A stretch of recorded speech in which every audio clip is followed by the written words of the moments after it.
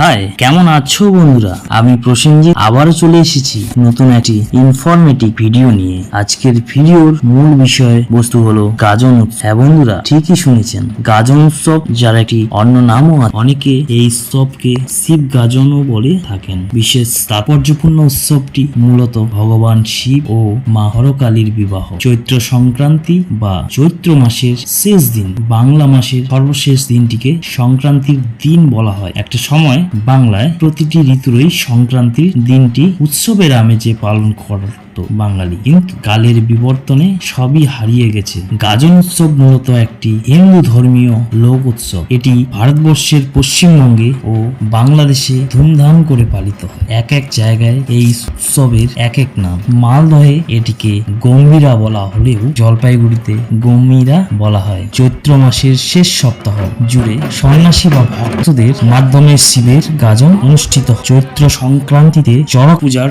সঙ্গে এই উৎসবের সমাপ্তি ঘটে। চৈত্র মাস ছাড়া বছরের অন্য সময়ে শিবের গাজন অনুষ্ঠিত হলে সেটিকে হুজুকে গাজন বলা হয়। গাজন সাধারণত 3 দিন ধরে চলে। এই উৎসবের একটি অবিচ্ছেদ্য অঙ্গ হলো মেলা।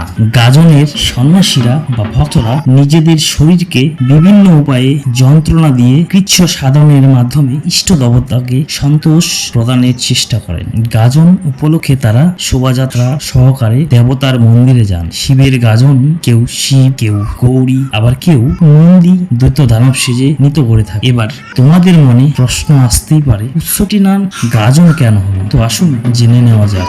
বাংলায় গাজন শব্দটি উৎপত্তি হয়েছে গর্জন শব্দ থেকে। এই উৎসবে অংশগ্রহণকারী সন্ন্যাসীরা প্রচন্ড গর্জন করেন বলে উৎসবের এই রূপ নামকরণ হয়েছে। ভিডিওটিকে সম্পূর্ণ দেখার জন্য ধন্যবাদ। ভিডিওটি ভালো লাগলে অবশ্যই একটি লাইক দিয়ে যাবেন। চ্যানেলে নতুন হয়ে থাকলে চ্যানেলটিকে সাবস্ক্রাইব করে দিবেন আর কমেন্টে আপনাদের মূল্যবান রায়টি দিয়ে যাবেন। ধন্যবাদ।